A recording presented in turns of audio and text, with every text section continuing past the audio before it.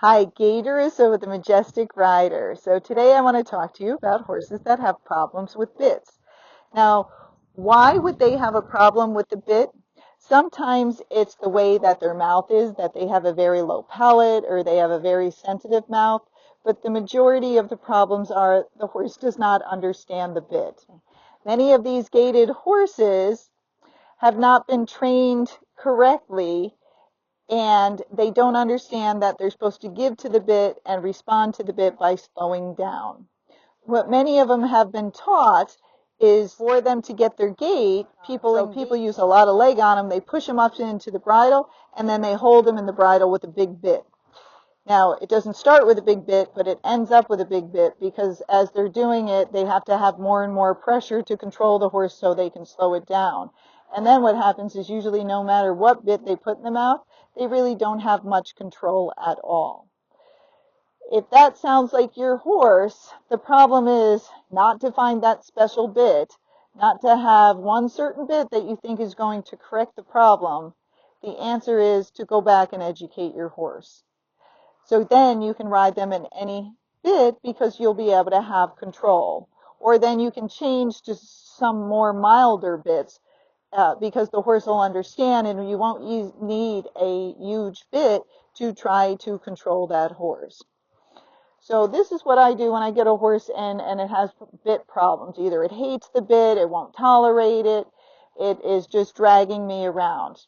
The first thing I do is I put them back into a snaffle, and I use a loose ring snaffle. I like the loose rings because then the snaffle moves and it's much harder for that horse to just lean on the bit. And we want to start with something very mild, not something very harsh. And we want to make sure that horse is comfortable. So since it has that loose ring, that mouthpiece can move, so that will give that horse more relief and it won't put so much pressure on the tongue or anywhere else on its mouth. I usually use a thinner type snaffle, not super thin, but somewhat thin, and I can put a link down below because I want to make sure that horse has enough room in its mouth. This is Goldie behind me, right? It's very pretty. So I use a loose ring snaffle, and the first thing I teach that horse is lateral flexion. I like to use natural horsemanship techniques. I've been doing it for many, many years, and it works quite well. So I teach them lateral flexion, that if I pull the rein to the side, they're supposed to give to it, to each side. And then I teach them vertical flexion, which is called, which means them bringing their head down on the bit and relaxing. Some people call it, head down or giving to the bit or softening the bit. All of those things are similar. I make sure the horse can do that very well at a standstill, and I take a long time doing it over and over again, but then giving them lots of release and then lots of rest after I do it so they understand that's what I'm looking for. I'm trying to do it so well that when I just pick up the reins, that horse will drop its head down from that pressure. Once they can do that well, then I walk around and I do one rein stops, and I do have a playlist on one rein stops. The reason I do that is it teaches the horse a lot of things. It teaches the horse when you slide your hand down and pick up pressure on that rein that they're supposed to turn their head and they're supposed to stop. By using one rein, they can't brace back on it, and it makes it much easier. And it also takes some of the power away from them because they usually kind of turn their hindquarters as they do that, and then they can't push off a whole bunch to go forward.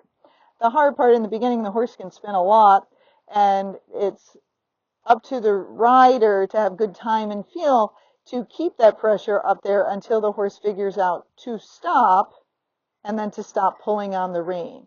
Most people release too soon or not soon enough, and then the horse is confused.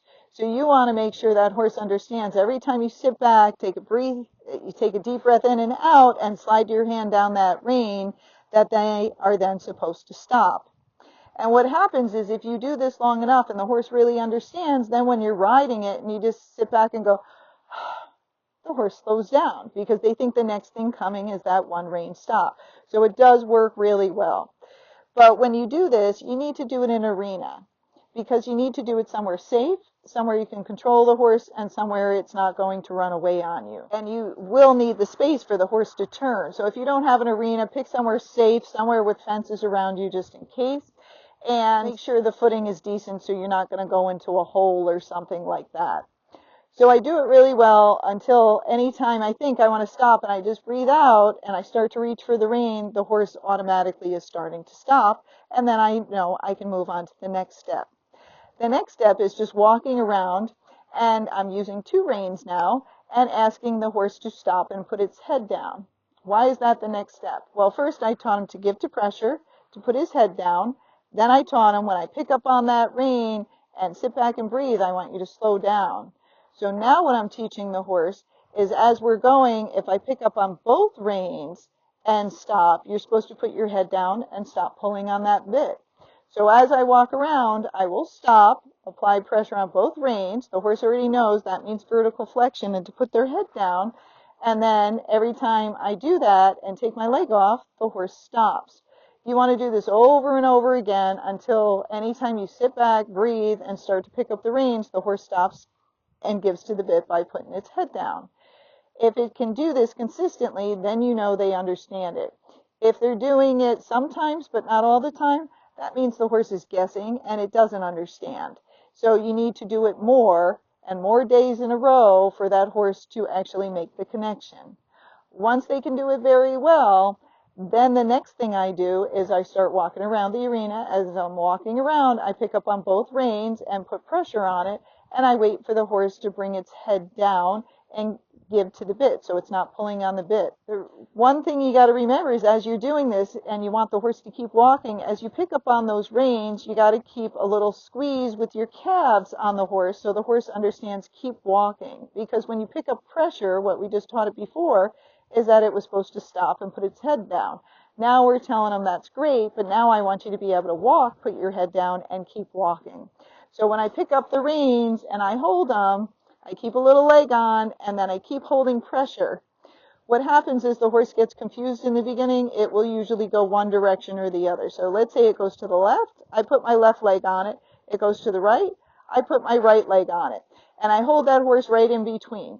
So then what it's trying to do is look for a relief of pressure. So it might bring its head up. You hold just a little bit harder. And once it starts to bring its head down, you immediately release. Now, in the beginning, you reward any effort so the horse knows it's going in the right direction. So as soon as it starts to tilt its head down a little bit, go ahead and release. Then walk around, pick up your reins, try it again, and you do it over and over again. And in time, what will happen is if you have good timing and feel, the horse will start to put its head down while you're walking and keep walking. Once I teach this, anytime I stop that horse, I always want them to put their head down. Because if sometimes you let them put their head up and other times you make them put their head down, they will get confused. It has to be all or nothing. So ask them every time you stop to put their head down. Every time I'm walking and I pick up pressure on both reins, I want them to give to the bit, put their head down, and not be pulling. Once I can do that well, and they can do it at the walk, and they're doing it all the time, that means they have an understanding. Then I can move on to the next step. But if they're only doing it here and there, do not go faster because they do not understand. Once they understand, then I will start to gate them, and I'll ask them to give their head at the gate. Now, you don't want to go very fast. You just want to go here and there and then slow the horse back down. Because part of the problem with these horses that are like this is that they only understand to go forward and not to slow down. So you want to gate some, then go back to a walk. Gate some, go back to a walk. And you want to do lots of transitions like this. Transitions going forward and then transitions slowing down. So that horse starts to understand. When she asks me, I'm supposed to go forward, but when she puts more pressure on that bit, I'm supposed to slow down and back off. The only way to get that well is to practice it over and over again. The more days in a row you do it, the more the horse understands. If you do this once a week, it could take many, many months to get there. If you do it 5 days a week, it will just take a couple of weeks to get there. It shouldn't take very long if you're doing it correctly. Once they can do that, then you can start asking for more speed. Now, with some of these horses, the hard part is we do want them to give to pressure and to be soft, but some of them we have to lift their head up to help them to gate. So what I do is when I put pressure on both reins, they're supposed to put their head down. If I want them to lift their head up, I just take one rein and I kind of pop it up. You'll hear me in my videos, I tell people to do it, and then I say, don't hold your hand up, because if you hold your hand up, it applies pressure and the horse thinks it's supposed to bring its head back down. So you want to just pop it up and put your hand back down, and when it puts its head up, then it gets the release. So then that way, over time, you'll be able to get your horse's head down, or you will be able to bring it up to help them get their gait. But now back to the part with the horse pulling and not understanding the bit. So we're educating them, and now they're starting to understand when she puts pressure on, I'm supposed to give and not pull. I'm only supposed to go forward when she uses her leg, not when she's pulling on the reins. Because again, most of this is just they're confused and they don't understand. Now once they can do that well, and you can gait, and you can go faster, and you can go slower, and it's consistent, then it's time to come out of the arena. Then start riding around the barn and practice the same things around the barn. Get the horse to go forward, slow down, go forward, slow down. Get that really, really consistent, and then you can start going out on the trail. On the trail, you want to do the same thing. You want to go faster and you want to go slower. You want to go faster and slower, and making sure that whole time that horse is giving to the bit and understanding. Once you can do that, then they understand. Then if you need to, you can change the bits around. So say you were doing this at home, it's a very big, strong horse, and you're like, he does it, but he's still kind of pulling me some. As long as you understand he is understanding, then you could change to like a short shank or a little bit of a longer shank with a mild bit piece. And that'll give you some more control, but that way you won't be fighting with them the whole time. You can also switch at that point to a bitless bridle or a hackamore, or you can, if you really have problems with the bit, you can always teach these things with the bitless bridle or the hackamore. But it can take a little bit more time than doing it with the bit. So as you do these things, you want to remember it's all about educating your horse. If you educate them, they will understand and they will get better over time. But if the horse doesn't understand, it'll either keep going back and forth where you're having issues, or they will just keep getting worse. And you have to take a step back. Now, I fix these things all the time, and for me it's fun because I'm a trainer and I like educating the clients and I like educating the horses and I like seeing them improve. Look at her back there like, yeah. But if you don't, and you don't put the time in, it won't work. So you have to put the time in. If you don't, if you say, well, I'm not going to do that, I'm just going to ride on the trail and put a bigger bit in, you're going to be fighting with that horse for the rest of its life. It's going to just be dragging you around. And the day you really need it to back off and not go forward, or the horse spooks and it doesn't respond to the bit, you'll be like, now I understand why she said I needed to do that. Because even when horses freak out, they will still do what you want as long as they understand, because they're going from reacting to something to thinking.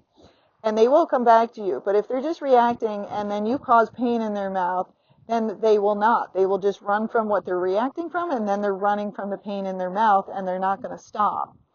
So you have to teach them that what they're supposed to do, and so that way when they start reacting to something and you put pressure on the bit, they will start coming back to you, and they'll be much easier to control. So you can either fix it now and spend anywhere from a couple of weeks to a month or a couple of months in the arena where it's safe, and then do it around the barn and then start going out on the trail, or you cannot do it at all and just keep going down the trail having issues.